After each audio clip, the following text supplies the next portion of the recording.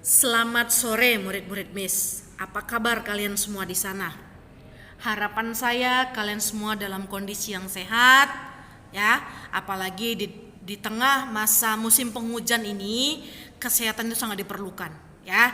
Nah, pada sore hari ini kita masuk kepada materi kita yang terakhir pada bab yang pertama ya. Materi yang terakhirnya adalah struktur dan fungsi daun ya. Nah, kalau yang minggu lalu kita bahas mengenai struktur dan fungsi batang, nah kali ini kita akan bahas mengenai struktur dan fungsi daun ya. Nah, sebelum kita masuk kepada struktur daun, kita masuk dulu. Kita harus tahu apa sih kira-kira fungsi daun buat tumbuhan. Oke, kita lihat slide berikutnya. Nah, fungsi daun. Daun memiliki beberapa fungsi. Yang pertama, daun digunakan sebagai tempat berlangsungnya fotosintesis. Kenapa demikian? Karena pada bagian daun terdapat yang namanya klorofil. Apa fungsi klorofil? Klorofil berfungsi untuk menangkap cahaya matahari yang berwarna hijau. Nah, ketika dia sudah menangkap cahaya matahari tersebut, cahaya tersebut digunakan untuk mengubah senyawa anorganik menjadi senyawa organik. Contohnya adalah karbohidrat atau glukosa. Nah, itu adalah hasil fotosintesis. Nah, sehingga daun digunakan sebagai tempat berlangsungnya fotosintesis. Itu dia. Ya, itu dia alasannya. Nah, yang kedua, daun digunakan sebagai tempat pertukaran gas. Ya, tempat pertukaran gas. Kenapa? Kita tahu sama-sama bahwa pada waktu fotosintesis karbon dioksida itu sangat dibutuhkan untuk membantu proses fotosintesis. Dan ingat juga, tumbuhan melakukan peristiwa respirasi atau pernafasan.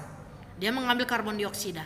Nah, pada bagian daun ada yang dikenal dengan nama stomata. Nah, stomata itu letaknya pada daun. Ya, letaknya pada daun, sehingga fungsi daun adalah sebagai tempat pertukaran gas. Itulah dia. Ya. Nah, yang ketiga, daun digunakan sebagai alat perkembangbiakan vegetatif pada beberapa tumbuhan. Contohnya adalah tanaman cocor bebek. Nah, tanaman cocor bebek kalau kalian perhatikan pada bagian daunnya terdapat yang namanya tunas atau tunas adventif namanya.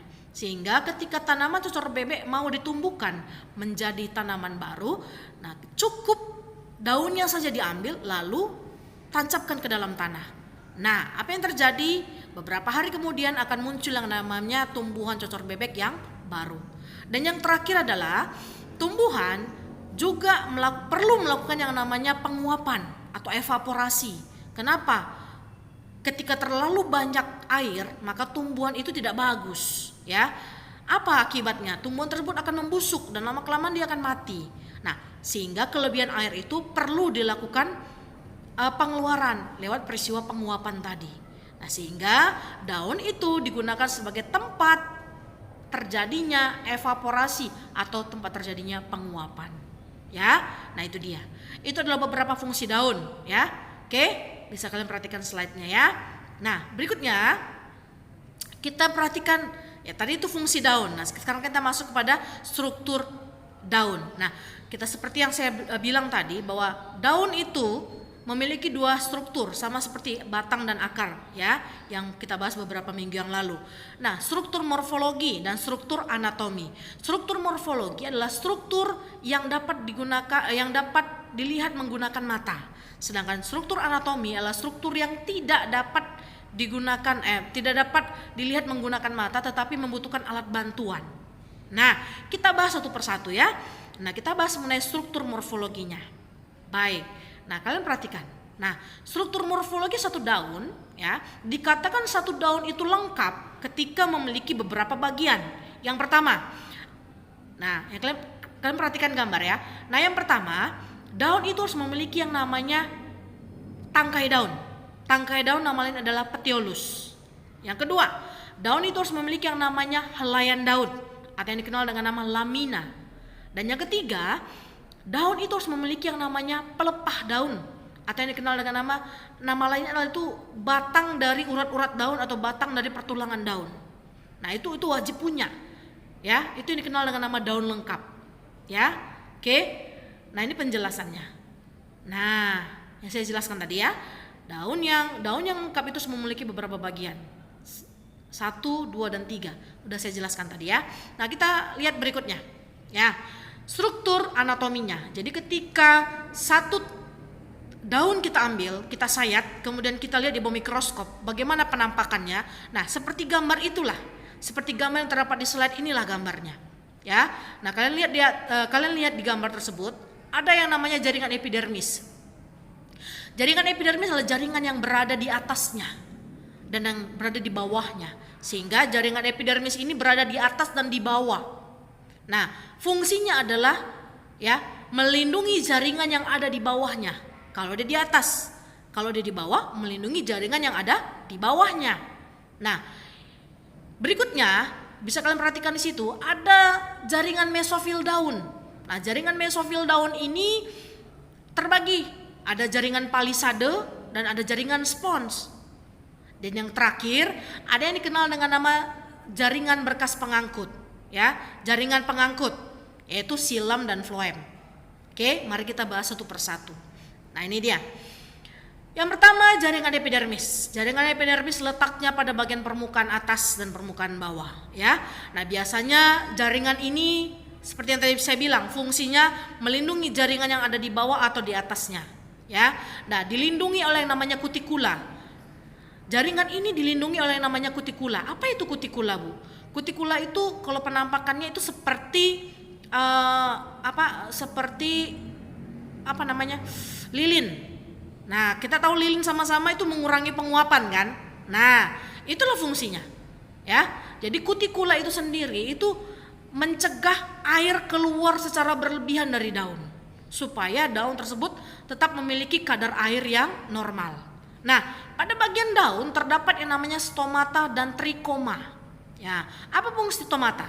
Nah, stomata seperti yang saya bilang tadi, itu berfungsi sebagai tempat pertukaran gas, yaitu karbon dioksida dan oksigen. Nah, ada yang dikenal dengan nama trikoma. Apa sih fungsi trikoma, Bu? Nah, fungsi trikoma khusus pada daun digunakan untuk apa? Untuk penguapan.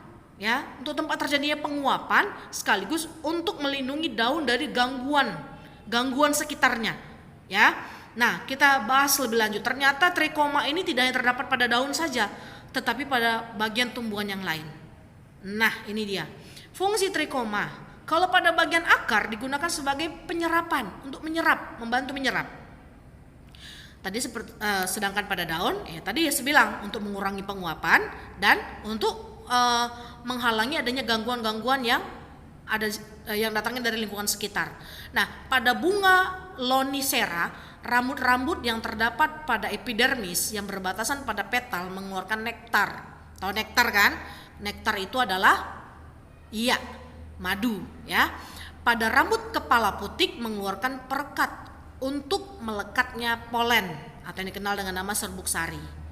Pada biji untuk mengeringkan dan mempermudah penyebaran oleh angin, ya.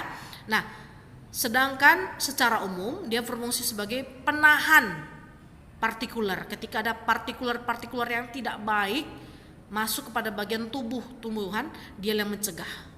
Ya, dia kayak semacam sel jaringan penjaga dia. Ya. Oke, itu adalah fungsi trikoma pada beberapa bagian tumbuhan yang lain selain daun. Nah, itulah dia. Yang kedua adalah jaringan dasar. Jaringan dasar ini dikenal dengan nama lain jaringan parenkim, ya. Jaringan parenkim pada daun ini khusus, ya, memiliki nama lain adalah mesofil daun. Tadi seperti yang kita bahas, mesofil daun pada tumbuhan itu ada 2, yaitu jaringan palisade atau dikenal dengan nama jaringan tiang dan jaringan spons atau dikenal dengan nama jaringan bunga karang. Apa sih fungsinya, Bu? Jaringan palisade adalah sebagai tempat terdapatnya klorofil. Berarti secara nggak langsung fungsinya sebagai untuk apa? Iya, untuk melakukan fotosintesis. Sedangkan jaringan spons digunakan untuk apa? Menyimpan kelebihan karbon dioksida. Ya, itulah dia. Sehingga secara umum kita dapat mengambil kesimpulan bahwa fungsi mesofil daun pada jaringan dasar itu adalah sebagai tempat terjadinya fotosintesis. Kenapa? Karbon dioksida itu dibutuhkan oleh tumbuhan untuk apa? Melakukan fotosintesis. Ya, itu dia. Nah, berikutnya jaringan pengangkut seperti yang saya bilang tadi, itu terdiri atas xilem dan floem. Xilem itu fungsinya untuk apa? Mengangkut air dan garam mineral dari dalam tanah melalui akar menuju ke seluruh tubuh tumbuhan. Nah, sedangkan fungsi floem mengangkut hasil fotosintesis dari daun menuju ke seluruh tubuh tumbuhan supaya tumbuhan lain itu mendapatkan energi, ya, yaitu berupa makanan tadi. Nah, tumbuhan itu kelas Angiospermae itu kan terbagi dua kelas, yaitu kelas monokotil dan kelas dikotil. Kelas monokotil itu kelas berkeping 1 dan kelas dikotil itu kelas berkeping 2. Nah, ada nggak sih perbedaan struktur daunnya? Ada. Apa perbedaannya? Nah, ini ada 3. Yang pertama, pada tumbuhan dikotil, mesofil daun itu terdiri atas jaringan parenkim palisade dan parenkim spons, ya, dari jaringan palisade dan jaringan spons. Sedangkan pada monokotil itu mesofil daunnya terdiri dari sel-sel parenkim yang struktur dan ukurannya seragam. Jadi dia nggak terbagi, yaitu palisade atau spons, tapi struktur yang seragam. Dia mengatakan hanya struktur yang seragam, bukan palisade atau spons, ya. Nah, yang berikutnya, kalau dikotil, pertulangan daunnya, bentuk tulang daunnya itu adalah menjari dan menyirip, sedangkan monokotil dia sejajar atau melengkung. Dan yang ketiga, pada tumbuhan dikotil tidak ditemukan adanya sel kipas, sedangkan pada monokotil terdapat sel kipas. Nah, itu dia, itu perbedaannya struktur daun pada tumbuhan monokotil dan tumbuhan dikotil, ya. Nah, jika ada pertanyaan jika ada penjelasan saya yang tidak kalian mengerti, yang tidak kalian ketahui, boleh kalian tanyakan sama saya, ya. Bisa secara langsung melalui WA ke saya atau di grup. Nah, ini adalah pembelajaran kita yang terakhir khusus pada bab 1. Yang kalian lakukan adalah sama seperti minggu lalu, apa yang terdapat dalam video ini silakan kalian pindahkan ke dalam buku catatan kalian, ya. Nah, tugas kalian adalah menyaksikan video saya dan mencatat apa yang terdapat di dalam video ini, ya. Bagaimana dengan gambarnya? Nah, gambarlah, nak, ya, gambar, silakan digambar, ya. Nah, minggu depan kita akan ulangan harian yang pertama, ya, ulangan harian yang pertama khusus bab 1 ini, ya. Jadi bahannya dari mana, Bu? Bahannya dari kemarin, ya, struktur akar, struktur batang, struktur daun. Dari situ aja bahannya. Dari baca buku catatan kalian, baca buku paket yang punya buku paket, ya. Itulah informasi dari saya. Oke. Nah, demikian video pembelajaran pada sore hari ini, ya. Selamat sore dan tetap semangat.